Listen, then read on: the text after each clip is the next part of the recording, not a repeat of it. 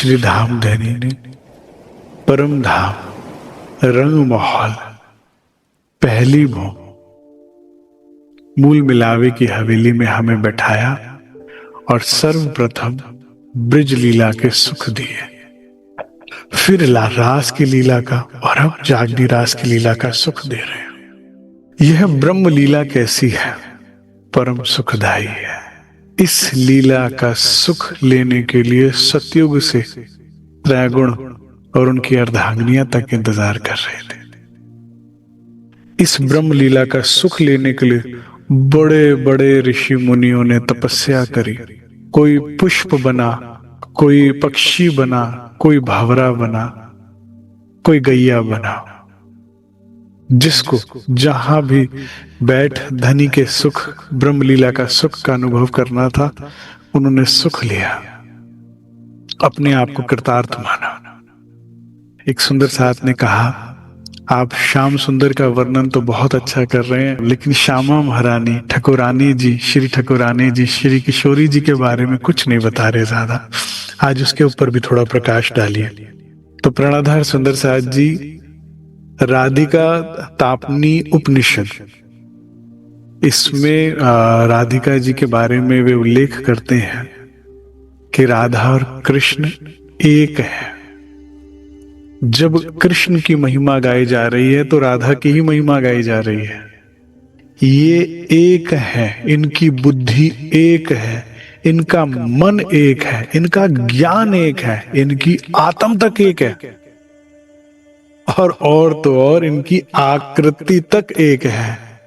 दोनों ही चिदानंद स्वरूप है। आगे कहा कि श्री कृष्ण एक है, लीला के लिए दो बने हैं। वे दो है ही नहीं, ये दोनों एक है। तो इसीलिए जैसा कि मैंने कल या परसों आपको बताया था, श्रीमद् भागवत में कहीं पर भी राधिका जी का नाम ही नहीं आया। तो जो वेदों के जानकार हैं, उन्होंने कहा कि भाई आप राधा राधा करते हैं और राधा का नाम नहीं। तो रसिकों ने कहा, जहां कृष्ण का नाम आ गया वहीं राधा का नाम आ गया। ये दोनों एक है, इसलिए दो लिखने की जरूरत ही नहीं है। ज्ञानियों ने पूछा, क्या राधिका जी श्री कृष्ण जी की पत्नी है? नहीं। जैसा कि संत जन ज्ञानी जन जानते हैं कि श्री कृष्ण की पत्नी तो रुक्मिणी जी थी, लक्ष्मी जी थी। यह तो उनका अंग है, यह पारब्रह्म का आनंद अंग है। उस पारब्रह्म ने ही ये दो स्वरूप लिए हैं, चित्त और आनंद। ठीक है, तो इनके स्वरूप में, इनके सुखों में, इनकी लीलाओं में जब आप एक की बात कर रहे हैं तो दूसरे की बात हो गई। और मुझे तो बहुत ही सुंदर लगता है श्यामा जी का नाम। वे कहती हैं कि मैं इतना प्रेम करती हूं श्याम से कि मेरे नाम में भी श्याम है, श्यामा। मेरे नाम में भी मैंने उनको बाहर नहीं जाने दिया। श्यामा जी कौन है, किशोरी जी कौन है? प्रेम का, दया का, सौंदर्य का, कृपा का सिंध है। श्यामा जी कौन है? श्यामा जी श्याम का हृदय है। एक बार सुदामा ने कहा, कृष्ण तुम किसका ध्यान करते हो? तो सारी सृष्टि तो तुम्हारा ध्यान करती है। तो उन्होंने कहा, श्री कृष्ण कहते हैं, मैं उपासक हूं राधा का, मैं सदैव उनका चिंतन करता हूं। मेरा होने की वजह केवल उनके सेवा और उनके सुख की कामना है और कुछ नहीं। अब बताइए इससे बड़ी क्या महिमा हो सकती है? ये है श्यामा जी, ये है किशोरी जी। प्रणधार सुंदर साथ जी, जब ब्रिज लीला का वर्णन होता है तो इसमें जो प्रमुख लीला है बहुत सी है, लेकिन जितने सुख जो है वाला जी ने ब्रिज लीला में हमें दिए, इतना ही समय और सुख ब्रिज के समीप जो वन आए हैं, जैसा मैंने कल बताया ना 12 वनों के बात बताई, उन वन विहार में अपार सुख है। 12 वनों के नाम मधुवन, तालवन, कदम्बन, काम्भेवन, बहुलावन, भांडीरवन, भद्रवन, खदिरवन, लोहवन, वृंदावन, निधिवन, नदीसरवन। अलग अलग ग्रंथों में अलग अलग उल्लेख आया है। कुंजवन, कितनी संतवाणी में कहा कि बस एक बार कुंजवन में प्रवेश दिला दो, एक बार कुंजवन के सुख। प्रणधार सुंदर साथ जी, अब वाला जी 7 वर्ष के हो चुके हैं, ठीक है। अब उनकी लीला, उनके सुख और बढ़ते जा रहे हैं। जबकि मैं ये नहीं कहूंगा कि पहले सुख कम थे। जब बिल्कुल बाल्य अवस्था में थे तो उनकी सेवा का सुख हमने बहुत पाया, बहुत पाया। जब तक मैया यशोदा के घर से नहीं बाहर आते थे तो मैया यशोदा के घर रहा करते थे, लेकिन अब तो उनके कदम धरती पर टिकते ही नहीं है। हंसते खेलते नाचते कूदते मुरली बजाते हुए हर रोज वन विहार के लिए चले जाते हैं। कल्पना कीजिए, मुरली बजाते वाला जी, अब अंग उनके विकसित हो गए हैं। चरणों की छम छम छम करते हुए सुंदर पीतांबरी वस्त्र धोती पहनी हुई है, पटका पहना है, कंठ में फूलों की माला है, सुंदर घुंघराले केश, गुथे हुए बाल, जूड़ी बनी हुई और उस जूड़ी में लगा हुआ मोरपंखी मुकुट, तेजोमयी नीलाट मस्तक, उस पर चमकता हुआ तिलक, बड़े बड़े नेत्र, कोमल अधर, मीठी मुस्कान, हस्त कमल में बंसी और मधुर तान छेड़ते हुए चले जाते हैं वनों की ओर। उनकी मधुर तान बंसी की तान सुनकर किशोरी जी और सभी सखियों को एकत्रित कर उनके पीछे पीछे निकुंज वन में प्रवेश करती हैं। वनों में प्रवेश करते ही श्यामा जी कहती हैं, हे श्याम सुंदर, देखिए ना, किसी ने आपके मार्ग में कितने सुंदर फूल बिछा रखे हैं। तो प्रियतम कहते हैं, हे देवी, वैसे तो आपकी स्तुति 14 लोग पुष्प अर्पण करके करना चाहते हैं, परंतु आपके चरणों के स्पर्श को प्राप्त कर यह वन इतना आनंदित है कि इन्हों की डालियों रूपी हाथों से आपके चरण कमलों पर ये पुष्प अर्पित कर रहे हैं। इन वृक्षों को साधारण मत समझना, ये तपस्वी जीव हैं जिन्होंने तपस्या कर इस सौभाग्य को प्राप्त किया है, मांगा है। श्री कृष्ण कहते हैं, हे अनंता अनंत त्रिभुवन स्वामिनी, बड़े बड़े ऋषि मुनि भंवरे रूप में निरंतर आपका गुणगान कर रहे हैं, भुन भुन भुन करके। वास्तविकता में आप ही स्तुति योग्य हैं। ऐसा आगाध अपार प्रेम प्राप्त कर श्यामा जी वे सखियां गदगद हो जाती हैं। प्रणधार सुंदर साथ जी, जिस प्रकार सद्पुरुष घर में संत को आता देख अत्यंत प्रसन्न हो जाता है, उसी प्रकार कुंजवन युगुल स्वरूप वे सखियों को आता देख आनंदित हो उठता है। यहां तक कि इस वनों में आए मोर, मोरनी, मृग इत्यादि प्रसन्नता के साथ नृत्य करने लगते हैं। मृग अपने बड़े बड़े नेत्रों से निरंतर श्याम सुंदर की छवि को निहारते रहते हैं। कोयल कुकू की मधुर ध्वनि से अपनी प्रसन्नता प्रकट करती और स्वागत करती है। ऐसे में श्याम सुंदर कहते हैं कि यह सब वनवासी हैं। जिस तरह से पक्षी जो है डालियों पर आ गए, आसपास बालाजी के घूम रहे हैं, उड़ उड़ कर आनंदित हो रहे हैं, और मृग उछल उछल कर आनंदित हो रहे हैं। भंवरे अपनी गुंजायन गुणमान कर रहे हैं, कोयल अपनी मधुर आवाज में गा रही है। तो वाला जी कहते हैं कि वैसे तो ये सब वनवासी हैं, लेकिन धन्य धन्य है ये वह सब ऋषि हैं, मुनि हैं, जिन्होंने तपस्या कर पार ब्रह्म की इस लीला के सुख को प्राप्त करने का सौभाग्य प्राप्त किया। इनको साधारण मत समझना। ऐसे में एकांतिक वातावरण प्राप्त कर वाला जी पुनः 12,000 रूप ले प्रत्येक सखियों को ले बैठ जाते हैं एक एक वृक्ष की डाली के नीचे। इस समय जिस प्रकार भंवरा फूलों का रसपान करता है, उसी प्रकार सखियां भंवरों के समान अपने नेत्रों से वाला जी के मुखारबिंद का रसपान करते हैं। कई दिवस की अपनी इस विरह वेदना को समाप्त करते हैं। धनी का सुकोमल मुखारबिंद एक एक जर्रा ये सखियां भंवरे की तरह पी लेती हैं और वाला जी मंद मुस्कान के साथ उनके सन्मुख बैठे रहते हैं।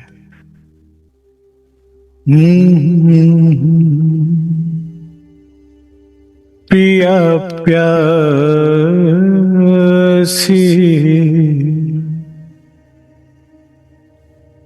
पिया प्रेम प्यासी वन आए मैं तुमको निहारूं, सुख पाऊं तेरे हृदय को निहारूं, वक्षस्थल से लग कर बैठूं, समीपताप की मैं पाऊं। त्रिभुवन में ऐसा सुख नाई,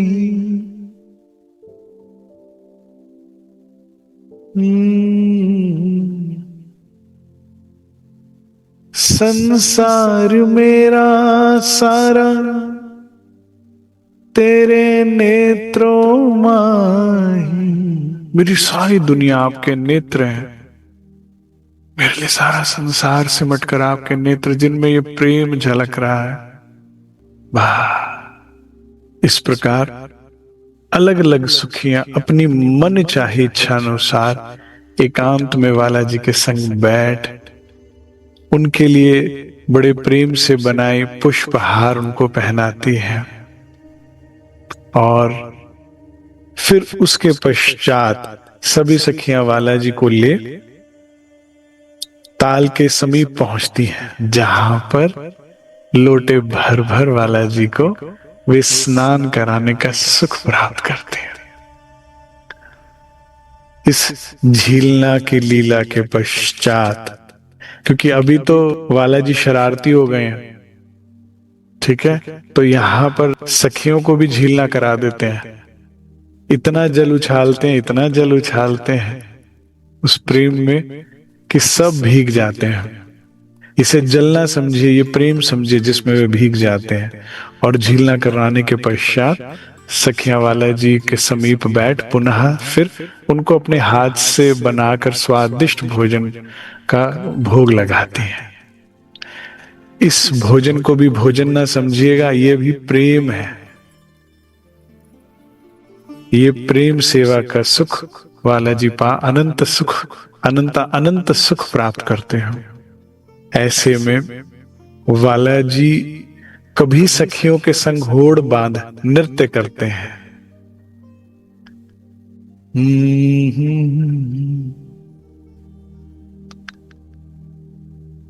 तिट धा तिकत तिकत तिक तिक तिक तिक तिक धा,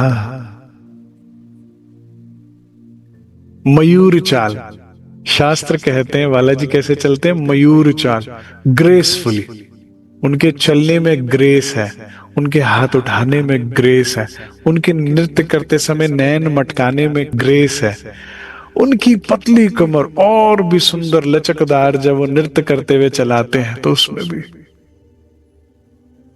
यहाँ पर बालाजी जब सखियों के साथ नृत्य करते हैं तो कभी कभार कोयल, मैना, मोर इत्यादि की आवाज में उनसे बातें करते हैं। इन पक्षियों से अलग अलग भाषाओं में बात कर उनको और प्रसन्नचित और आनंदित करते हैं और कहते हैं तुम भी संगीत में स्वर मिलाओ। ठीक है, तो कभी मोर के साथ ही मोर के सन्मुख खड़े होकर उसी की तरह नृत्य करके सखियों को रिझाया करते हैं, क्योंकि वे कैसे मस्त है, मलंग है, अद्भुत है, निराले हैं, सुखदाई है। इन वनों में अधिकतर बालाजी जो है गैयाओं के साथ या ग्वाल बालों के साथ आते हैं, लेकिन कभी कभार सखियों को सुअवसर प्राप्त होता है बालाजी के साथ वन विहार का, तो इस समय वो उनको पूर्ण अतिपूर्ण सुख देते हैं। यहाँ पर जो सखियां गलती से लीला के बीच में थक कर पौड़ जाती हैं और उनकी आंख लग जाती है, तो बालाजी उनके समीप चुपके से बैठ उनकी चरण सेवा का सुख लेने लगते हैं। ऐसे में बालाजी को तो अपार सुख होता है, लेकिन जब सखी की आंख खुलती है और उसको इसके बारे में पता लगता है तो बड़ी ही लज्जित होती है कि तुम कितनी शरारती हो, तुमने मुझे उस वक्त जगाया क्यों नहीं जब बालाजी ऐसा कर रहे थे। कहते हैं हम अपने उसमें मग्न थे और धनी के सुख को भंग नहीं कर सकते थे। बालाजी कदम वृक्ष की घनी छांव के नीचे बैठ जब बंसी बजाते हैं तो श्यामा जी या सखियां उस बंसी की ध्वनि में मंत्र मुग्ध होकर धनी के कोमल कंधों का सहारा ले बैठ जाती हैं, उस पर अपना शीश रख इस बंसी के स्वरों को सुनते हैं।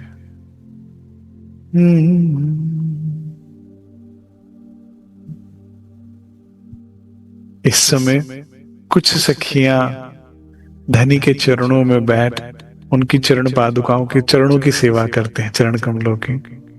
तो कोई सखी उनके समीप खड़े हो अपने पालव से उनको हवा करती है। इस प्रकार ये वृंदावन की अपार सुख की ब्रह्म लीला हम सब सखियों ने ब्रिज लीला के समय में ली। इसके अतिरिक्त प्रणधार सुंदर साथ जी कभी कभार सखियां बालाजी को माखन खिलाने के लिए नृत्य करने पर बाध्य करती हैं। जब अभी बाल स्वरूप है ना, तो कहते हैं कि चलो भाई अब इतना तुमने मुझसे सुख ले लिया, बंसी मैंने सुनाई, उसके लिए अब माखन खिलाओ। कहते नहीं, एक बार पुनः नृत्य करके दिखाओ।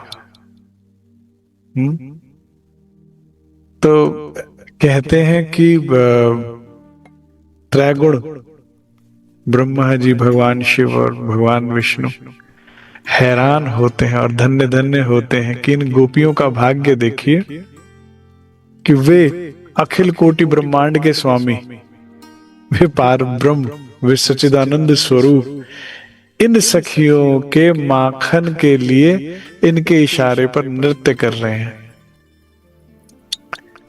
तो ब्रिज लीला से ही ब्रह्म मुनियों की ख्याति बालाजी ने अनंत धर्म ग्रंथों में लिखवा रखी है, शास्त्रों में लिखवा दी। क्या सौभाग्य है इनका कि इनके इशारे पर नृत्य करते हैं। श्री कृष्ण ग्वाल बालों के साथ जब हम सखियां जल भरने के लिए जाती हैं तो उस मार्ग में खड़े हो जाते हैं और हमसे बहुत ही हास्य विनोद और प्रेम की मीठी मीठी बातें करती हैं, जिसमें अगर वे एक बार केवल हमारे नाम को भी आवाज दे देते हैं ना, ललिता, सुजाता, तो सारा दिन वही आवाज हमारे कान में गूंजती रहती है। क्योंकि ये सौभाग्य भी सहज नहीं है। 12,000 सखियों में कब जाके नाम आए उनके मुख पर हमारा।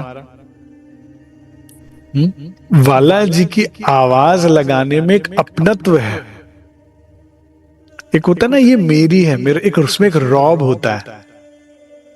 समझ रहे हैं आप बात को? हाँ, वे स्वामी है हमारे, अधिकार है उनका। जब नाम बुलाते हैं ना, तो जब वो अपनत्व का भाव अनुभव होता है सखियों को, तो बड़ा सुख होता है कि हाँ प्रीतम, मैं आपकी ब्रिज में इस प्रकार प्रियतम दिन रात आनंद की लीला करते हैं। हम सखियों का प्रातः होती है घर का सट काम बिल्कुल फास्ट फॉरवर्ड में खत्म करना, और उसके बाद वाला जी के वन में जाने का इंतजार करना, उनको निहारना, फिर वाला जी का कई बार माखन चुराने के बहाने से सखियों के पास आके उनको लाड देना, सुख देना। तो कभी वन विहार के बाद जब वे लौटते हैं बंसी बजाते हुए, तो ऐसा लगता है मृतक सखियां फिर से जीवित हो गई और दौड़ दौड़ कर, अभी इससे पहले तो चलने की क्षमता नहीं थी, अब दौड़ दौड़ कर अपने अपने आंगन में आ जाती कि वाला जी सामने से गुजरेंगे। ऐसा लगता था जैसे जीवन दान दे दिया और इस दर्शन ने सखियों को। उनके प्रेम भरे वचनों को देखो सदैव वो बीधते रहते हैं। वो छोटी से छोटी भी अगर हमारी प्रशंसा कर दे कि सखी तुम पे लाल रंग बड़ा सुंदर लगता है, सखी आज तो बेनी बड़ी सुंदर गूथी है, आज तो आपके केश में लगा पुष्प मेरे हृदय को बहुत ही सुख दे रहा है, बस उसके बाद ये प्रेम है। प्राणाधार सुंदर सा जी देखिए, अगर आपने धनी की उस पार ब्रह्म की निज लीला में प्रवेश करना है तो ब्रिज, रास और फिर धाम लीला में जाया जा सकता है, लेकिन इन सीढ़ियों पे चढ़ने के लिए प्रेम अनिवार्य है, और प्रेम बिना कृपा के पाया नहीं जा सकता। ठीक है, और इसी के लिए साथ की सेवा, धनी की सेवा, सदगुरु सेवा अनिवार्य है। सेवा से ही कृपा पाई जाती है, विनम्रता के साथ कृपा पाई जाती है। आप सौभाग्यशाली समझिए जिस दिन आपको घर वाले या सुंदर साथ आपसे अपशब्द में या गुस्से में बात कर लें, क्योंकि ये मौका मिल गया आपको कृपा पाने का। अगर उस वक्त आप शांत रहते हैं, आप अपनी विनम्रता के साथ बात करते हैं, रहनी का वो आचरण करते हैं जो धनी हमेशा हमसे चाहते हैं, रहनी के जरिए आप राज्य से कृपा ले सकते हैं। जैसे बड़े महाराज जी हैं, धनी के पे चलते हुए भूखे रहे, प्यासे रहे, माने जरूरत की चीजें भी नहीं मिल रही और फिर भी धनी चाहिए, इससे क्या मिलेगा? कृपा मिलेगी कि नहीं मिलेगी? हाँ, बड़े महाराज जी ने धनी की खोज में ये नहीं सोचा कि छत मेरे सर पे नहीं है, रोज ढूंढने निकलने पड़ती थी, किसी किसी आश्रम के वहां आश्रय लेना पड़ता था ना सुंदर साथ जी। तन पर कपड़ा भी नहीं है, कितनी जरूरत की चीज है, कपड़ा तो होना चाहिए ना, लेकिन मांगने का स्वभाव नहीं, जो पहना था वो फट गया, जो एक्स्ट्रा था वो दान में दे दिया धनी के आदेश पर।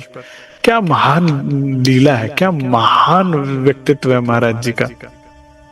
तो जो खाने का नहीं सोच रहा, जो पहनने का नहीं सोच रहा, जो अपना नहीं सोच रहा, सिर्फ प्रीतम को पाना सोच रहा है, उन्हें कृपा नहीं मिलेगी क्या?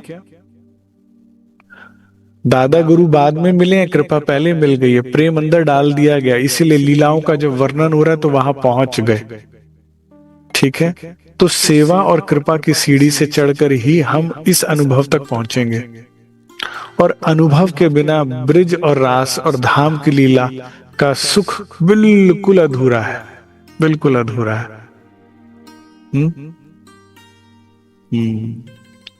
आपने पूर्ण सुख का जो है केवल 10% हिस्सा ही आपने अनुभव किया। अगर आप सोचिए इन लीलाओं को सुनने भर में सुख है तो पहुंच जाने में कितना सुख होगा। हाँ, अगर आपको धनी कृपा से आपको वहां पहुंचा दिया जाए, हमसे पहले कोई पहुंचा है इस लीलाओं में? कौन पहुंचे हैं? सबसे पहले धनी श्री देवचंद्र जी अभी पहुंचेंगे। कितनी मेहनत की है, कई कसौटी करी दुल्हन, कितनी मेहनत करी, नहीं करी, तब जाकर ब्रजलीला में पहुंचे। लेकिन फिर उनका सुख केवल वे जानते हैं, क्योंकि वर्णन एक बार का आया है, चितवन तो रोज का करते थे ना वे।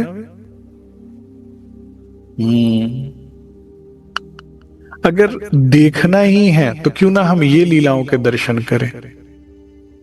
लेकिन हृदय में प्रेम और सेवा, ये दो, प्रेम के लिए भी सेवा, और सेवा और उसके साथ जब हम रहनी करते हैं तो कृपा होती है। बालाजी ब्रिज मंडल में सभी पुरों में उपस्थित रहते हैं। जो जिस भी पुरे से आता कहते हैं आज बालाजी ने तो ऐसा किया, आज कान्हा ने तो ऐसा किया, आज कन्हैया ने यूं किया। तो दूसरा कहता अरे आज तो कान्हा हमारे पुरे में था, उन्होंने ये लीलाएं करी। तो सभी बड़े अचंभित और आनंदित होते हैं कि अरे बालाजी तो हर जगह थे, हर क्षण वे हर जगह है, खेल रहे हैं। और जो भी एक बार बालाजी के साथ एक पल बिता लेता है, उसके बाद उन्हें बालाजी के अलावा कुछ अतिरिक्त अच्छा ही नहीं लगता। उसके बाद सखियां तो इतनी दीवानी हो जाती हैं, इतनी दीवानी हो जाती है कि गैया से भी बात करती हैं तो ऐसी कहती, कान्हा तुम कितने नटखट हो, मेरी ओर क्यों नहीं देखते। सामने गैया उसका दूध निकालने आई तो पूरी ब्रिज नगरी इस तरह से बालाजी ने गेलू कर ली है। बालाजी की मनमोहक छवि और मधुर वचन आठों पहर रूहों के ही हृदय में चलते रहते हैं, ब्रह्म अंगनाओं के हृदय में चलते रहते हैं।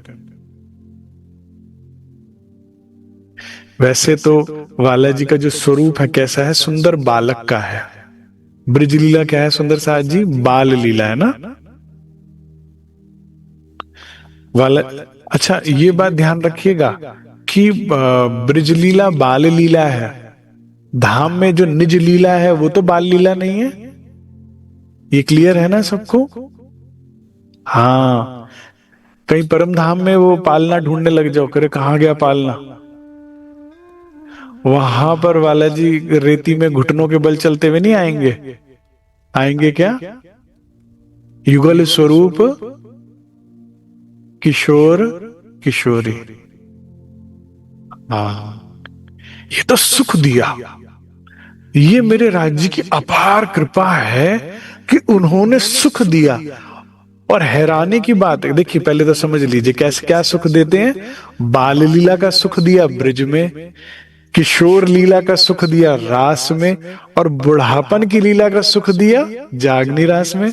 चाहे धनी श्री देवचंद्र जी हो, चाहे स्वामी श्री प्राणनाथ जी हो, चाहे परमहंस रामरतन महाराज जी हो, चाहे सदगुरु सरकार साहब हो, ये सब क्या राज्य की लीला है क्या, लेकिन क्या बुढ़ापन की लीला। आफ्टर 40 राज्य के अंदर बैठक हुई है और सब अवस्थाओं में वे बड़े ही प्रिय लग रहे हैं, आकर्षक लग रहे हैं, हृदय को चुरा रहे हैं। नहीं हो रहा क्या।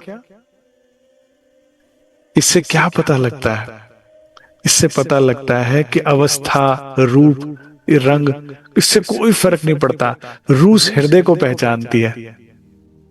उस हृदय का जो प्रेम है बस वो उसकी खुराक है। कल मुझसे एक सुंदर सा आदमी ने पूछा कि हम ब्रिज की लीला का ध्यान कर सकते हैं, रास की लीला का ध्यान कर सकते हैं, या सिर्फ धाम की लीला का ही ध्यान करना चाहिए। प्रणधार सुंदर साज जी, ब्रिज और रास की लीला नित्य है, ठीक है, नित्य है, रोज चल रही, अखंड है। तो आप चाहो तो इस ब्रह्मांड के रहने तक और रहने से ब्रह्मांड के बाद भी ब्रिज लीला और रास की लीला जो है वो चलती निरंतर चल रही है, अखंड हो चुकी है, ठीक है, तो नित्य है। तो आप उस सुख लीला का सुख ले सकते हो। भजमन श्री वृंदावन कुंज विहारी नित्य विलास, नित्य विलास है। लेकिन अगर आपको नित्य के साथ नवदन भी चाहिए तो धाम लीला है, क्योंकि ब्रिज की तो जो लीला हो गई वो हो गई, अब उसमें परिवर्तन नहीं हो सकता क्योंकि वो अखंड हो गई होके, ठीक है। रास की लीला हो गई और अखंड हो गई, लेकिन नित्य नवतन लीला का सुख लेने के लिए धाम की तरफ बढ़ना होगा। और पूर्ण जागृति धाम लीला के धाम स्वरूप के बिना नहीं हो सकती। ये मैं नहीं कह रहा, ये वाणी कह रही है, ठीक है। श्री राज जी का 3 बार, श्यामा जी का 2 बार और सखियों का 1 बार श्रृंगार वर्णन है सागर ग्रंथ में। श्रृंगार ग्रंथ में फिर नक्श सिक तक फिर से जो पुनः वर्णन है वो धाम लीला धाम स्वरूप का है, ठीक है। उस स्वरूप शोभा श्रृंगार का जब हम दर्शन करेंगे, जिनके सन्मुख बैठे आप खेल को देख रहे हो, चाहे वो ब्रिज देखा रास देखा है, चाहे जागनी रास देख रहे हो, ये जिस स्वरूप के सन्मुख बैठे हो, जब वो स्वरूप आपके चित्त में आएगा तभी तो ये भ्रम टूटेगा, तभी तो नींद टूटेगी, तभी तो बुद्धि जागृत होगी कि ओहो मैं तो आपके सामने बैठी थी। फिर आप तभी तो आपको याद आएगा रबद की बात। इसीलिए ब्रिज को पूरी नींद कही। जिसको पढ़ना हो प्रकटवाणी में पढ़ लीजिएगा, ठीक है, प्रकाश ग्रंथ के अंदर प्रकटवाणी में आप पढ़ लीजिएगा कि जब वाला जी ने कहा ये तो मगन भई आपस में, अक्षर की आत्म और राजी वो सखियां आपस में मगन हो गई ना, तो उन्होंने कहते आधी नींद उड़ा दी। करे भाई कुछ तो पहचान हो इनको, आधी नींद उड़ाई तो रास गए, आधी नींद उड़ाई में संबंध की पहचान हो गई, लेकिन आधी नींद अभी भी है क्योंकि धाम की पहचान नहीं, याद नहीं। इस जागनी रास में पूरा पर्दा हटा तो जागनी रास होगा, जिसमें धाम और धनी दोनों की सुध होगी, संबंध की, स्वरूप की। तो उसके लिए पूरी नींद उड़ाने के लिए स्टेप फाइनल वही है। नित्य नवतन है, अनादिकाल से हम वहां लीला कर रहे हैं। ब्रिज और रास की लीला घटित होने से पहले भी और उसके बाद भी, इस ब्रह्मांड के लय होने के बाद भी, जागनी रास के बाद भी हम वहां लीला विहार करेंगे। तो उस सुख को लिया तो पूरा पर्दा आपके ऊपर से हटेगा प्राणाधार सुंदर साहब। लेकिन हाँ, यहां हमने बड़ा सुख लिया। जब हम मैया यशोदा के घर जाते थे तो बालाजी बाल स्वरूप है, तो भागे भागे आते सखी का नाम ले, ललिता ललिता ललिता, और हमने भी उठा के उन्हें कमर पे रख लिया, हाँ, और गोद में उठ चढ़ा लिया, कमर पर रख लिया और चढ़ा कर ले गए। कहती मैया मैं ले जाऊं लाला को, और लाला को ले जाकर जो फिर उसके बाद घर में एकांत में खूब सुख लिया, सेवा का, लाड का। और फिर यहां पर आते ही शरारती वाला जी जब चाहते किशोर रूप धारण कर लेते हैं।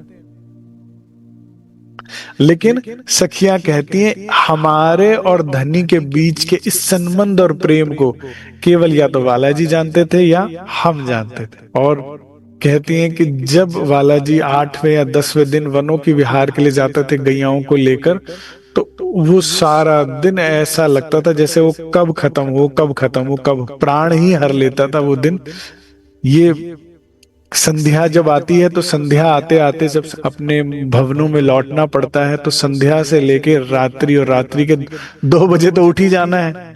तो ये जो समय है, ये सखियां आपस में प्रेम की, वाला जी की बातें करते करते, विचार करते हुए बिता देती हैं। लेकिन जब प्रातः होती है तब तो दर्शन होते हैं, लेकिन जब वन विहार होता है तो उनको फिर उसमें पूरे दिन की विरहा, और विरहा का सुख भी सुंदर साहब जी बहुत मीठा है। जिसने लिया है वो सिर्फ जानता है कि विरहा के सुख से बढ़कर कुछ नहीं, क्योंकि विरहा में भी वे आप होते हैं। जब हम सखियां वाला जी के लिए ही माखन निकालती हैं, वाला जी के लिए ही छाछ भरती हैं मटकों में और दूध भरकर लेकर जाती हैं, लेकिन जब वाला जी रास्ते में मिलते हैं तो हम कभी कभार शरारत में क्या करती हैं, ऐसे जैसे उनको देखा ही नहीं, ठीक है, और सीधा सीधा जैसे अपने काम से मतलब है। कई बार गोपियां पूरे ब्रिज के 42 पुरों के कई परिक्रमाएं दे दी, चलते चलते पांव थक गए, वाला जी भी शरारती नहीं दिख रहे, नहीं रोक रहे रास्ता, और जब कभी दिख जाते हैं तो शरारत करती हैं, उनको देख के देख नहीं रही, तो धनी समझ जाते हैं इनकी इच्छा क्या है, मैं इनको तंग करूं, मैं इनका रास्ता रोकूं। तो बालाजी जो है ना, अपने साथ एक छड़ी रखते हैं, वो छड़ी को रास्ते में अड़ा देते हैं। कहते गोपियों पता नहीं यहाँ पर कर देना पड़ता है। तो गोपियां कहती हैं अच्छा भाई यहाँ कौन सा कर है? कह रहे पता नहीं, सिद्ध पुरुष तुम्हारे सामने खड़े हैं, जहां सिद्ध खड़े होते हैं वहां आश्रम होता, तो आश्रम का कर दो, दूध माखन दो, और फिर ही तुम आगे जा सकती हो। तो मैंने जैसा कि कहा कि यद्यपि वे लाई तो उन्हीं के लिए है, कहती नाना भाई ना, हम इतनी दूर से भरकर लाई, हमें लेके जाने दो, परेशान ना करो। कहते कर दिए बिना जा नहीं सकती। तो ऐसे में बालाजी क्या करते हैं, ग्वाल बालों को, अब ये लीला चल रही है, ठीक है, अब इस लीला का कारण क्या मैं बता रहा हूं, महाकारण, ये तो बहाना बन रहा है, महाकारण समझिए क्या है। अब वाला जी क्या करते हैं, ग्वाल वालों को इशारा करते हैं, कहते हैं ये सखियां ऐसे नहीं देंगी माखन। हृदय चित्त की बात जानते हैं ना उनको, कहते हैं ये ऐसे नहीं देंगी माखन, इनसे बलपूर्वक लेना होगा। तो वाला जी उनसे मटकियां छीनते हैं और ग्वाल बालों को पकड़ाते, कहते मेरी चिंता ना करना, तुम लेके जाओ और आनंद लो। तो ग्वाल बाल दही मक्खन मिश्री उसकी जो मटके ले लेकर भागते हैं, और सखियां पूरा किसी को नहीं पकड़ती, सारी आलिंगन कर लेती हैं, वाला जी को पकड़ा गया, चोर पकड़ा गया। और ऐसे में वाला जी कहते हैं कि जब ये सखियां मुझसे लिपट जाती हैं तो एकांतिक में फिर आनंद और अपार सुख मिलता है। अब ये देखिए, ये सुख जो है ये सब अनुभव का है, ठीक है ना, इसका कहां तक का वर्णन किया जाए। कहते जो नुकसान किया अब तुम्हें उसका कर वसूल करके रहेंगे हम उसका, हम आपसे उसकी की मूल चुकाना होगा। अब उस मूल चुकाने में वाला जी तो पहले ही बिके हुए हैं प्रेम में, जो जो जैसा जैसा सखियां कहती हैं वो सुख देते हैं। ग्वाल वाल अपने माखन मिश्री खा के सुखी हैं, और सखियां अपने वाला जी को पाकर सुखी हैं। इस तरह से किसी का कोई हानि नहीं होती, आनंद ही आनंद ब्रज लीला में होता है। ऐसे में सबसे ज्यादा विरह की वेदना सहती है कुमारिकाएं, क्योंकि घर से निकलना है तो कुमारिकाओं को लेके जाना पड़ता है, इन गोपियों को, है ना। नहीं तो सास कही तुम्हारे पीछे में ये हमें मुझे तंग करती हैं, इनको लेकर जाओ अपने साथ, जल लेने जा रही हो, ये करने जा रही हो। तो ये कुमारिकाएं समस्त प्रेम की साक्षी हैं, ईश्वरी सृष्टि है ना ये, इस सुख को जो कि अक्षर भगवान ने मांगा ही था उसको देख रही है, लेकिन इनको ना वो सुख प्राप्त नहीं हो रहा। देखो धनी भी ना क्या करते हैं, पहले आपके अंदर इच्छा उपजाते हैं, इच्छा भी ऐसी कि जैसे मृत्यु आ जाए, इतनी इच्छा। याद रखिएगा, राज्य और राज्य का सुख, धाम और धाम धनी का सुख तब आपको मिलता है जब इतनी इच्छा प्रबल हो जाए कि लगेगा कि प्राण जाने वाले हैं। नहीं तो देख लीजिए इंद्रावती जी को, देख लीजिए सुंदरबाई के जीवन को, देख लीजिए रतनबाई के जीवन को।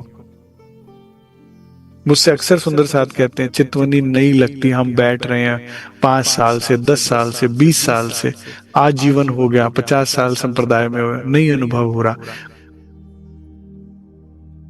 जब हृदय में प्रेम का और चितवन का प्रकाश लगता है तो बातें बदल जाती हैं, फिर संसार की बातों में रुचि नहीं रह जाती, फिर संसार में रुचि नहीं। जब आप वो अमृत चखते हो फिर कहाँ उसके बाद कुछ और फील लगता है, अच्छा लगता है। तो हर सुंदर साथ के लिए मेरी यही सिखापन है वाणी के आधार पर कि चितवन लगेगी कब। राज्य स्पष्ट कहते हैं मैं तब मिलूंगा जब तेरी मेरे बिना जान निकलेगी। तब तक क्या करना, अपनी उस प्रीत को उतना बढ़ाओ। प्रीत को बढ़ाने के लिए सेवा, सत्संग, ज्ञान लीजिए, सेवा लीजिए, कृपा लीजिए, ठीक है। उसके साथ साथ उपवास कीजिए, उपवास कम बोलने का, कम देखने का, कम किसी के साथ बैठने का। अब ये वो तपस्या है जो ग्रस्त के लिए है, घरों रहते करनी है। आप घर रहते कम तो बोल सकते हैं, कम इधर उधर की बातें सुन सकते हैं, कम देख सकते हैं, इधर उधर हर चीज को देखना जरूरी नहीं। फिर उसके बाद घर परिवार की सेवा करना तो अनिवार्य है, चलिए, लेकिन अड़ोस पड़ोस, रिश्तेदार, स्कूल कॉलेज, जहां पर भी हम जाते हैं वहां तो अपने आप को समेट कर रख सकते हैं, नहीं रख सकते। इसमें जो प्रेमी आत्माएं वो क्या करती हैं, बस ऐसा ही सानिध्य करती हैं जहां प्रीतम की बात मिलती है। जहां भी आपके हृदय का प्रेम रस, भक्ति रस कम होने लगे, जहां भी आपकी अनन्यता भंग हो रही होती है, वहां वो परहेज रखती है। जब आपको पता ही है ये व्यक्ति संसार की बात करेगा तो फिर भले ही कितना नुकसान हो, क्यों उसके साथ समय बिताना, क्यों उससे बात करना। नहीं, धिक्कार है ऐसी रोटी पर जो धनी गवा के मिलती है। धिक्कार है ऐसे सम्मान पर जो जिसके पाने के चक्कर में आप धनी के अलावा कोई और बातें सुनते हैं। और धन्य धन्य है वो ब्रह्म आत्माएं, परमहंस, जिन्होंने राज्य को पाने के लिए सब कुछ गवा दिया लेकिन धनी को पा लिया। और जिसने फिर धनी को पा लिया, उनकी चरण धूली जिसने छू लिया, उसने सब कुछ पा लिया संसार का भी। हाँ, आज कितना मीठे शब्दों से संबोधन किया ना वाला जी ने। जब मैंने बताया ना श्यामा जी को क्या बोलते हैं, अखिल कोटि ब्रह्मांड की स्वामिनी। भाई मैं स्वामी हूं तो तुम स्वामिनी नहीं हो गई? हाँ, और फिर हम संसार में छोटी छोटी चीज का लालच या भय के कारण कुछ भी बातें सुन रहे हैं, कर रहे हैं। नहीं, उपवास बहुत अनिवार्य है प्राणाधार सुंदर सास जी। ठीक है, जब एकांतिक में आप ज्यादातर समय बिताते हैं और हृदय में वो चीज बनाए रखते हैं, तो क्या होगा, चलते चलते चलते अंदर वो रस, वो ज्ञान, वो सत्संग चलते चलते, धनी के गुण चलते चलते ऐसी स्थिति आ जाएगी एक दिन धनी कृपा से कि या तो तू आ या जान गई। ठीक है, फिर वो आएगा। ये उनका स्वभाव है, वे आजमाते हैं, वो बनाते हैं, क्योंकि उसके बिना ना स्वाद नहीं आएगा मिलने का। जो सुख, जो परम सुख मिलता है ना सुंदर साथ जी, वो इसी से ही है। बात समझ में आ रही है? तो जब आपने उपवास रखा, माया का क्या है, जंक फूड है। ये थोड़ा बहुत अगर स्वादिष्ट लगेगा भी, लेकिन बाद में तबीयत खराब करेगा। तो अगर आपने इससे पेट भर लिया तो फिर कहां भूख रही अंदर। लेकिन देवचंद्र जी ने कितना भूखा मारा अपने आप को। पत्नी है लेकिन उन्हें नहीं पता, संतान है लेकिन उन्हों को नहीं पता, माता पिता है लेकिन उनको नहीं पता, और मित्र तो कोई है ही नहीं देवचंद्र जी की पूरी बीतक में देख लो, एक नाम नहीं। एक नाम आया गांग जी भाई। देखो मित्र भी तो फिर ऐसे जो सत्संगी, परम सत्संगी और ब्रह्मात्मा थे खासल खास। उपवास, मैंने जैसा पहले बताया, जब मैं नौतनपुरी गया और देवचंद्र जी के घर गया विशेषकर, वहां इतना विरह मुझे अनुभव हुआ कि जैसे किसी विरहनी ने कितना यहाँ रुदन किया है धनी के लिए, तब जाकर पाया है। ठीक है, तो ये जो सुख है ये कब प्राप्त होंगे? जब आपकी जान निकलेगी। धनी कब मिलेंगे, चितवन लगेगी कब? इसका मतलब ये नहीं कि हम बैठे नहीं, क्योंकि चितवनी में क्या है ना प्राणाधार सुंदर साथ जी, केवल सुख नहीं है, ब्लड टेस्ट भी है। जब आप चितवनी में बैठते हैं ना तो चित जाता है इसमें उसमें, तो समझ ओहो अभी सूरता यहां फंसी हुई है, ओहो अभी तो चित यहां। फिर वहां काम कीजिए, ये ब्लड रिपोर्ट आ गई है आपकी, ये गड़बड़ चल रही है भाई। फिर क्या करो, चिंतामणि जी की तरह मारो काले कुत्ते को, जो अंदर, चिंतामणि कहते हैं ना श्री जी, मेरे काले कुत्ते को मारो, उस सबको खत्म कर दो जो हमारे और धनी के बीच में। वहां पर उस तरफ से फिर अपना वैराग लीजिए। तो यहां पर कुमारिकाओं को, ईश्वरीय सृष्टि को, मतलब इनके वाया अक्षर भगवान को सुख तो देना है, प्रेम विषक का, लेकिन अभी क्या कर रहे हैं, पात्र को बना रहे हैं। तो कुमारिकाएं जाती तो है लेकिन प्रेम का सुख नहीं मिलता। यही वे कुमारिका हैं जो फिर बाद में निर्वस्त्र स्नान करते हैं, और जब कृष्ण जी जो है उनके वस्त्र हरण करते हैं और पूछते हैं आपने ऐसा क्यों किया, तो फिर ये अपनी मंशा जताती हैं कि हम भी चाहते हैं कि हमारे साथ भी आप प्रेम विलास का जो ये परम ऐश्वर्य का सुख है वो हमें दीजिए। तो उनको तथास्तु किया जाता है। और इनका सुख, इनको सुख कब देते हैं सुंदर साथ जी, पता है आपको? इन ईश्वरीय सृष्टियों को 24,000 हैं ये, तो इन्होंने प्रकटवाणी में आप पढ़िएगा कि इन्होंने तन धारण नहीं किए रास में। रास में 12,000 तन जो ब्रह्मात्माओं ने धारण किए, लेकिन एक एक ब्रह्मात्मा के तन पर 2-2 ईश्वरीय सृष्टि की सूरता बैठा दी गई। और उनके वाया उन्होंने सुख लिए। ठीक है, क्यों? अब कैसे बताऊं मैं आपको, ये ना बड़ी गहरी बात है। राजी मेहर करें आपका हृदय इतना पवित्र हो कि समझ पाए आप। अक्षर, बड़े ध्यान से, अक्षर भगवान को अगर सुख लेना ही है तो अक्षर की आत्म कृष्ण जी के बाल स्वरूप में और किशोर स्वरूप में है तो सही, लेकिन प्रेम का पूरा रसपान, प्रेम को पूरा समझने के लिए आपको 2 चीजें समझनी पड़ती है। करने वाले का भी सुख अपार है और पाने वाले का भी सुख अपार है। तो यहां पर से श्री कृष्ण रूप में अक्षर भगवान प्रेम करने के सुख को अनुभव कर रहे हैं। किसी को लाड करना, प्यार करना, अपना जीवन समझना कैसा होता है। और वही ईश्वरी सृष्टि के रूप में रास के अंदर उसको प्राप्त करने का अगाध सुख भी अक्षर भगवान महसूस कर रहे हैं। कैसे बताया जाए इस बारे में, कैसे बताया जाए। दोनों सुख अवर्णनीय, लेकिन दोनों सुख अनिवार्य हैं प्रेम में। करने को मिल जाए लाड तो मौज है, और लाड किया जाए आपसे तो मौज है। प्रेम माने जिस पात्र से गिरता है उसमें भी सुख होता है, और जिसमें गिरता है उसमें भी सुख होता है। कैसी गजब बात है। जिस पैमाने से को छू के जा रहा है उसको भी अच्छा लग रहा है, और जिस पैमाने में गिर रहा है उसे भी अच्छा लग रहा है। ये और किसी में नहीं होता, और किसी में भी नहीं होता, सिर्फ प्रेम में ऐसा होता है। तो इस प्रकार ईश्वरी सृष्टि की मनोकामना है, तड़प रही हैं, देख रही हैं। ब्रज जी मेर करे, प्राणाधार सुंदर साज जी, हम सब ब्रह्मात्माएं ऐसा जीवन जिए कि गोपियों की तरह से परस्पर बालाजी के हृदय पर चढ़ कर रहे हैं, उनके मुख से सदैव हमारा नाम निकले। मैं समझता हूं सौभाग्य होगा उन ब्रह्मात्माओं का, जब श्री जी के समय में जब वे उठते होंगे, सबसे पहले जिसका वो नाम लेते होंगे, जिसको भी वो पुकारते होंगे, जिनको भी वो सेवाएं मिली, निज अंगों की सेवा, चाहे ब्रिज रास है चाहे जागनी रास है। लेकिन मैं समझता हूं वो ऐसे भी, हम वैसी भी ब्रह्मात्माएं रही जो ईश्वरी सृष्टि की तरह, इन कुमारिकाओं की तरह बस देखती रही कि गोपियों का सुख क्या है।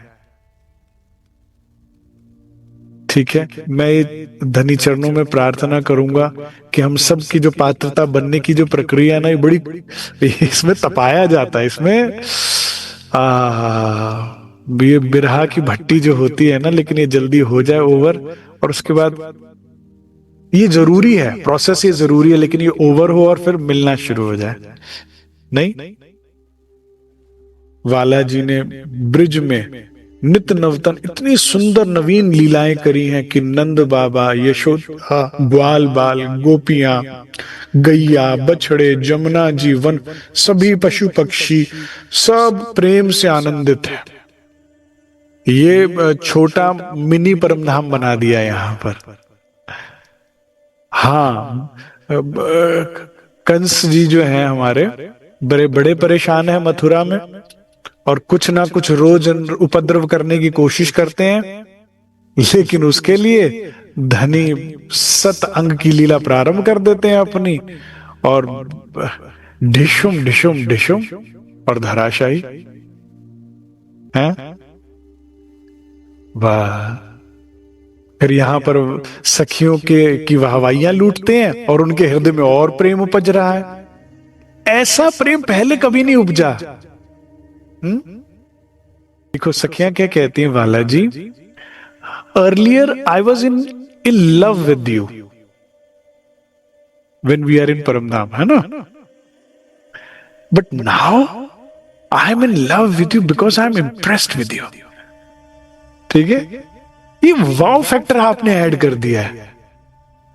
कैसे बताऊं, कैसे बताऊं। एक बार हम लोग रतनपुरी आश्रम में बैठे हुए, तो सुंदर साथ हम लोग बैठे हुए थे, तो कोई सखियां आई, कहती पता है इस बार कितनी दिक्कत थी, माया ने कितनी अड़चने अड़ाई, हाय मैं सब कुछ पार करके राज्य ने सब पार करा दिया, एकदम सारे रास्ते खुलवा दिए, तो मैं आ पाई, शुक्र है राज्य महाराज का। तो मैं मुस्कुराता था, मैं कहा आपको नहीं पता, बंधन लगाए भी उन्होंने, तो शुक्रिया ना करो। ये इनकी अदा है, पहले फंसाएंगे, फिर बचाएंगे, फिर हीरो बन जाएंगे। अगर निकालने वाला वो था तो रोकने वाला कौन था? गणेश जी थे। किसकी शक्ति है? किसकी शक्ति है? ये ही थे। ये वो ही महानायक है जो गुंडों को पैसे देते, कहते रोक इसका रास्ता और मैं बचा लूंगा और इसके दिल पे छा जाऊंगा। तो जो तुम अगर गुंडों के पीछे राज्य को देख लोगे ना, तो तुम गुंडों को देख के भी हंसोगे।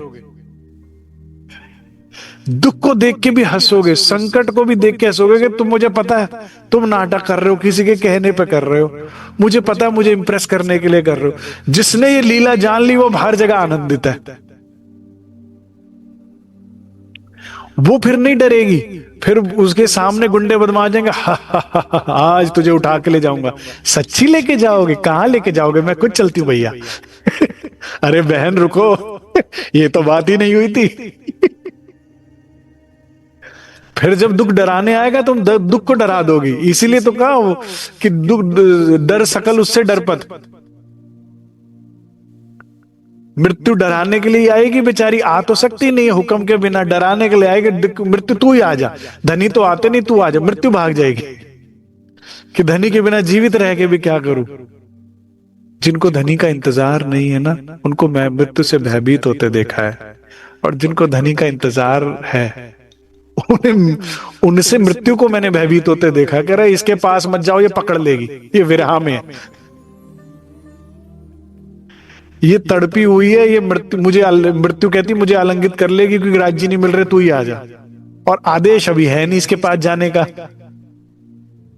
हाँ, ये मैं जागनी रास का भेद खोल रहा हूं आपके लिए आगे। दुख उनको सताता है जो माया को चाहते हैं, ठीक है, उनको सताता है, उनको परेशान करता है, जिसको माया चाहिए होती है। और दुख उनकी मिन्नतें करता है जो धनी को चाहते, भाई थोड़ा सा तो खा ले, थोड़ा सा तो ये पहन ले, थोड़ा सा तो ये कर ले। नहीं नहीं, इतना नहीं किया जाता। एक साधारण गृहस्थी, एक साधारण बाल स्वरूप या किशोर स्वरूप का सुंदर साज जो होता है ना, किशोर अवस्था का, दाल रोटी के पीछे भागता है, संसार में चीजों के पीछे भागते देखता हूं। लेकिन जो रूप बैठ जाती है चौकड़ी मार, राज्य तू चाहिए, अरे ये नहीं चाहिए, वो नहीं चाहिए, वो भी नहीं चाहिए, वो भी नहीं चाहिए, तो उसके आगे माया मिन्नतें करती, नहीं नहीं ऐसा नहीं, थोड़ा सा तो, थोड़ा सा तो। आया लाला, हाथ जोड़ के महाराज थोड़ा सा तो, ये इतना तो वस्त्र पहनना पड़ेगा। ये मुझे ये जीवन ज्यादा अच्छा लगता है। अब आप चुनो आपको कौन सा जीवन चाहिए, इस माया के तरले करने की, माया आपके तरले करे, ये आपको चुनना है। के वरना क्या होता है, वो कहता रोटी के चक्कर में भाग रहा संसार। सुबह उठते आप कभी देखो ऐसे भाग रहे, दौड़ रहे, हाय हाय हाय हाय हाय हाय रोटी के चक्कर में। और महाराज जी, बड़े महाराज जी, रतनबाई, इंद्रावती, सुंदरबाई, इनको उठापन करके हाथ जोड़कर आरोगाया जाता है। बड़ा सुंदर जीवन है। जिसको ये प्रेम का रोग लगा, जिसको ये प्रेम की खोज हुई, प्यास हुई, उसके पीछे माया तो हाथ जोड़े जोड़े फिरती है, अधीन होकर फिरती कि बताओ क्या करना है।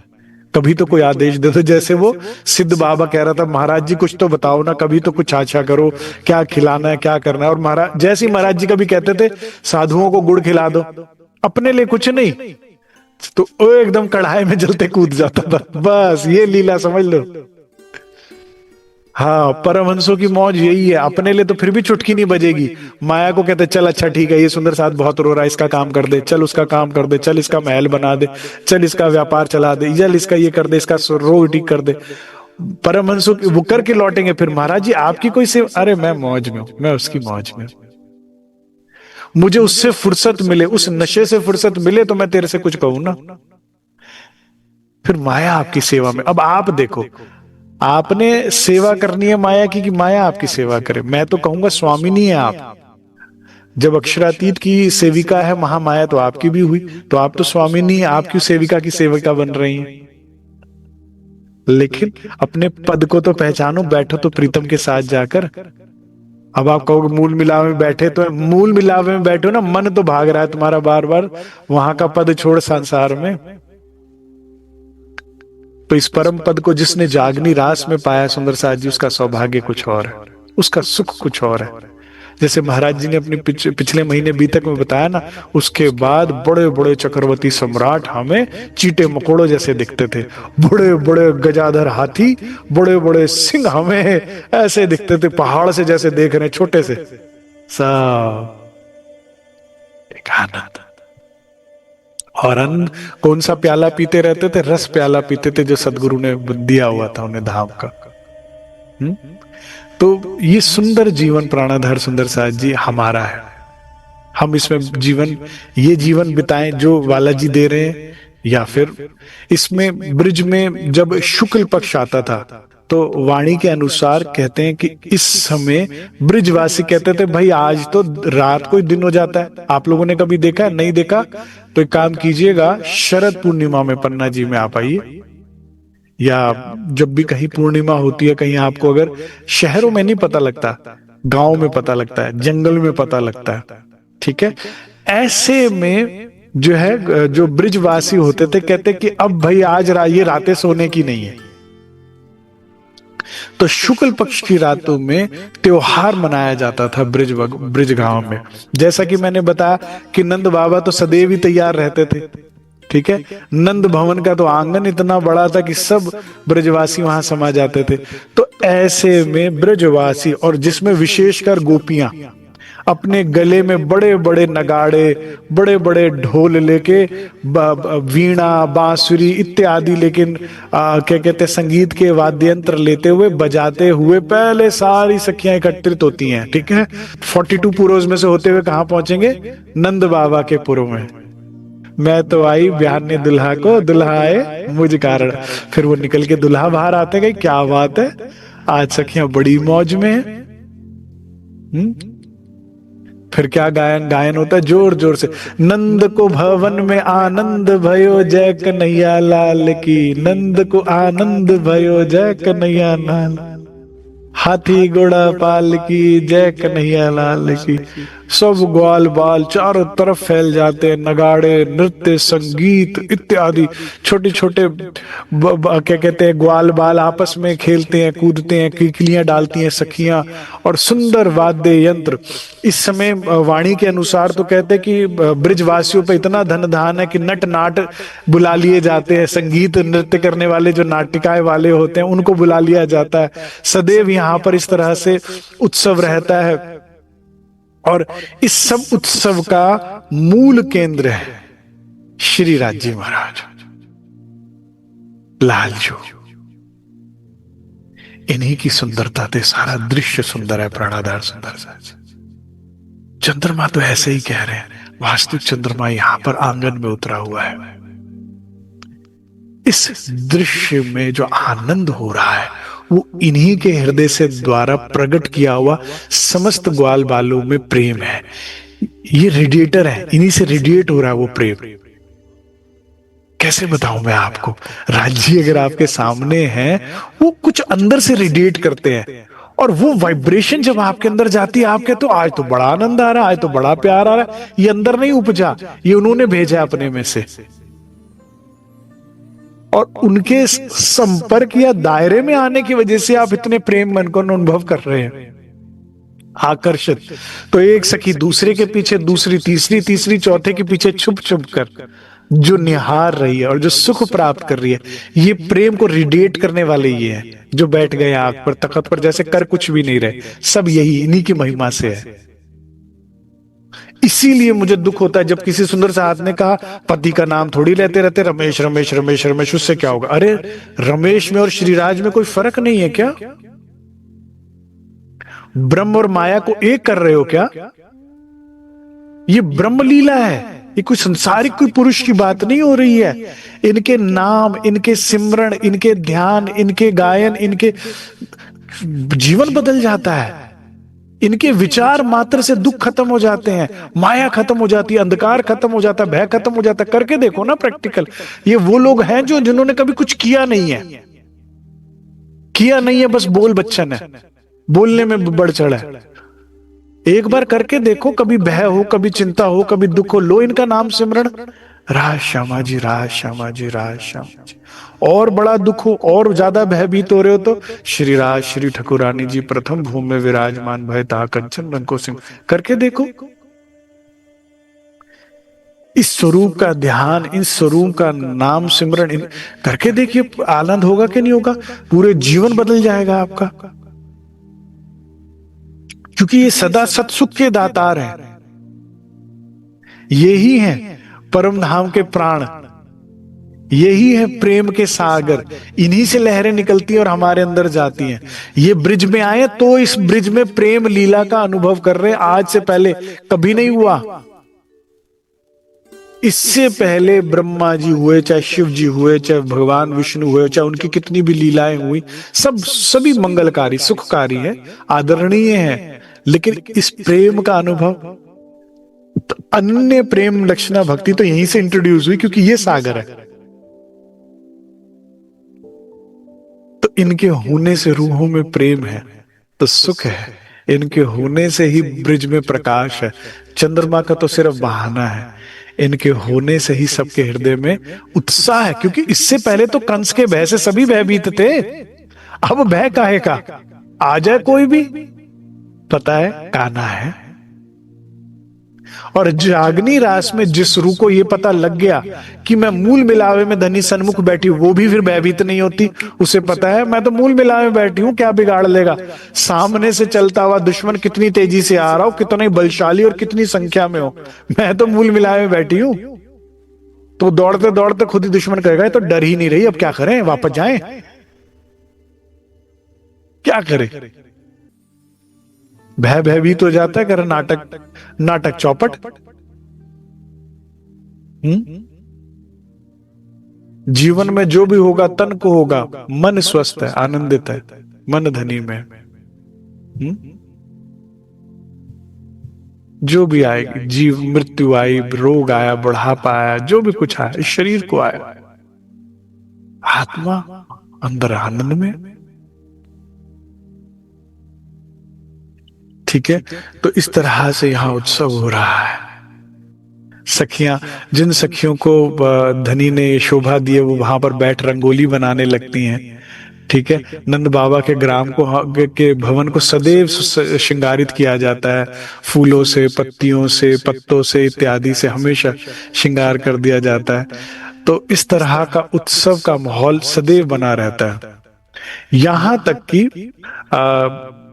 पूरे ब्रिज गांव में, ठीक है, 42 पुरों में किसी के घर भी जन्म होगा, किसी के घर में भी विवाह होगा, तो सभी को निमंत्रण जाएगा। ठीक है, अब सोचो, बाकी सब छोड़ो, 12,000 तो केवल सखियां ही हैं। ठीक है, और उसके अलावा ग्वाल बाल इत्यादि ब्रिज की आप जनसंख्या लगा लो। अब किसी ना किसी के घर में जन्म हो रहा है, किसी के घर में कुछ हो रहा है, कभी किसी के, तो रोज ही उत्सव का माहौल है। और सखियां प्रत्येक दिन ही इसीलिए बहाना मिल जाता है उन्हें घर में 16 श्रृंगार करने का, और श्रृंगार कर आनंदित हो, एक दूसरे का हाथ पकड़, एक दूसरे की थाली पकड़ जाती हैं। किस लिए? क्योंकि वहां वाला जी ने आना है। और वाले जी भी लाड प्यार में थोड़ा सा देर से आएंगे, जानकर कि सखियों का हृदय पूरा उठान पर आ जाए। फिर जब वो चल कर आते हैं तो सखियों का सुख अपार होता है। तो यहाँ पूरे ब्रिज नगरी में कोई भी उदास नहीं मिलेगा, कोई भी चिंतित नहीं मिलेगा। बालाजी ने सबको प्रेम से भर दिया है। प्रतिदिन कहीं ना कहीं कुछ ना कुछ उत्सव सा हो रहा है। और क्यों ना हो, पार ब्रह्म आए हैं, पहली बार आए हैं इस ब्रह्मांड में, अपनी सखियों के साथ आए हैं। और क्या लीला दिखाने आए हैं? अपने सतंग को आनंद की लीला दिखाने हैं। तो परम धाम की लीला तो यही है ना, प्रत्येक दिन का आनंद जो है। कोई डल होता है परम धाम में दिन? निज धाम में, उनकी निज लीला में कोई दिन डल नहीं होता, कोई क्षण डल नहीं होता। तो वही यहाँ पर भी वही स्थिति हो गई है। उसके साथ साथ आनंदंग को सतंग की लीला भी दिखाए जा रहे हैं। बीच बीच में कोई ना कोई असुर को प्रेरित करते रहते हैं, रावण उसको कंस को, और वो भेजता रहता है। और वो सतंग की लीला भी सखियों ने देख ली, थोड़ा बहुत सास ससुर का भय देख लिया, थोड़ा बहुत वो भी देख लिया। और जो धनी का जो मूल स्वभाव है, जो सबसे सुखदाई स्वभाव है, रूहों की इच्छा को वे जान जाते हैं। हाँ, कैसे बताऊं? श्री राज कौन है? हमारा हृदय है। ठीक है, एक दिली किसे कहते हैं? कि हमारे हृदय की इच्छा जान बिल्कुल वैसा करने वाले इस संसार में हमें कभी कोई और नहीं मिल सकता, है ही नहीं। इसीलिए तो राज जी कहते हैं तेरे दिल को मुझ जैसा कोई समझेगा ही नहीं। और इस प्रेम में पूरे ब्रिज को, जो मेरा सबसे फेवरेट वर्ड है वाणी का, वाला जी ने क्या बना रखा है? गेलू। दीवाना। ठीक है। और इसी कारण पूरे ब्रिज में बालाजी जब भी सखियों को लाड प्रेम स्नेह करते हैं तो किसी के मन में भी विकार नहीं आता। वो शायर ने कहा ना कि बड़े सितम तूने मुझ पर ढाए, बड़े जुल्म तूने मुझ पे किए, बड़े सितम तूने मुझ पर ढाए, बड़े जुल्म तूने मुझ पे किए, सोचा कि खुदा से शिकायत करूं जाके, लेकिन जब देखा कि खुदा भी तेरी मोहब्बत में आकर मुझे सजदे किए। मान लो कहते तू उसका आशिक है। रूह क्या कहती है, भाई धनी मैंने सोचा आप मेरी सुनते नहीं हो तो मैं दुनिया में जाके आपकी शिकायत करूं, लेकिन किससे शिकायत करूं? जिससे भी शिकायत किया वो भी तेरा दीवाना निकला। तो इस पूरी ब्रिजनगरी गेलू है, कौन किससे शिकायत करे, कौन मन में विकार ले। ठीक है। अब फिर राजी कहते जागनी रास में मुझसे प्रेम करो, कितना कठिन है।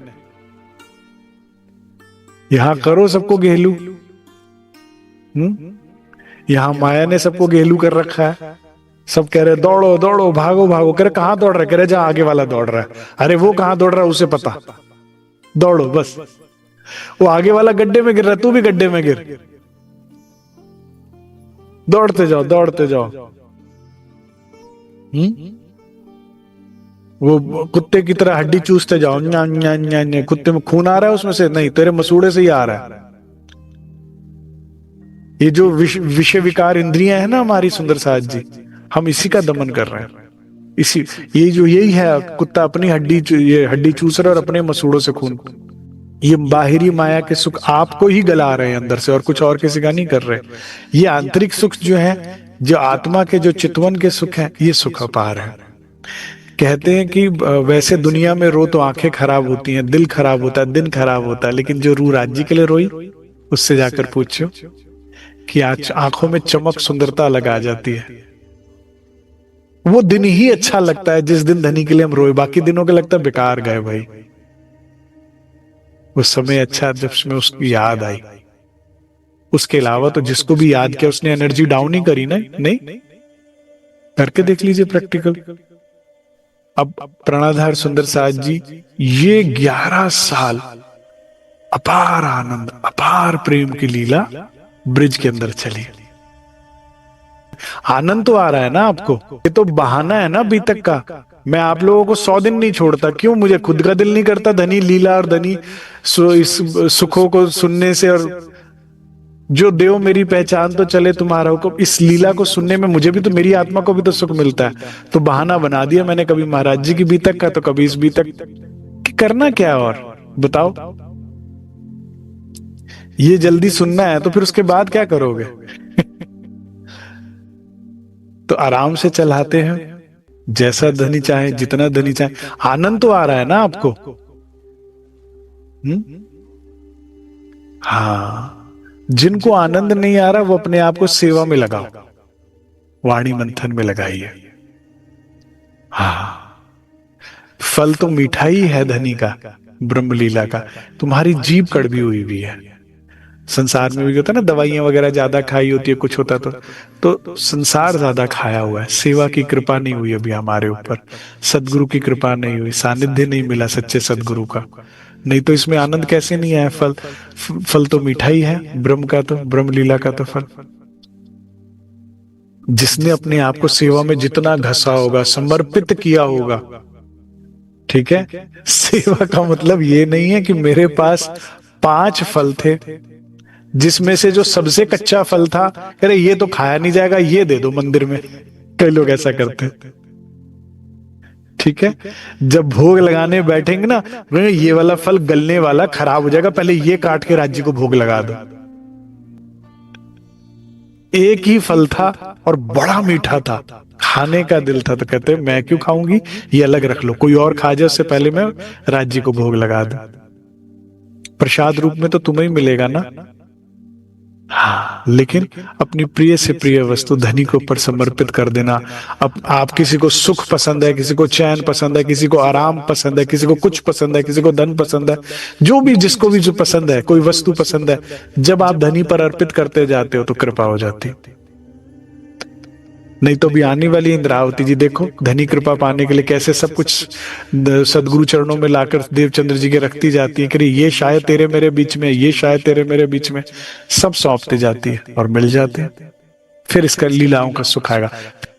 प्राणाधर सुंदर साहिब जी, जितना वाणी बीतक में और अन्य धर्म ग्रंथों में ब्रजरास की ब्रह्म लीलाओं का उल्लेख है, उसमें से जितनी मेरी बुद्धि में समा सका मैं अपने, और जितना आगे इस जिह्वा को धनी ने बल दिया आपके आगे परोसा है, इसमें कोई भी त्रुटि हो गई हो, मुझे पता है भारे वचने छे निर्धार, भारे शब्दों में इतनी ब्रह्म लीला को व्याख्या करनी चाहिए, लेकिन कई बार आपको समझ में आया उसके लिए मैं सरल शब्दों का भी इस्तेमाल करता हूं।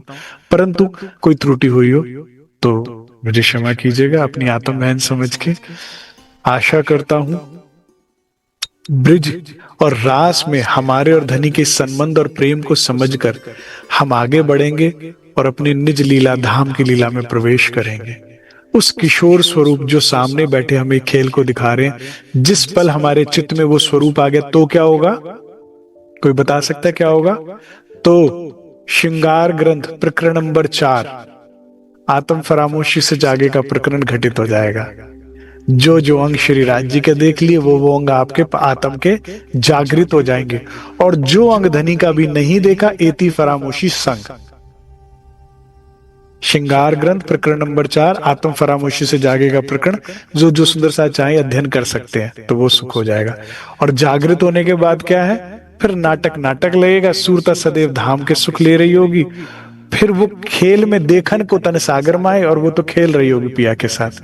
यही मेरी राज्य के चरणों में आप सबके लिए प्रार्थना है।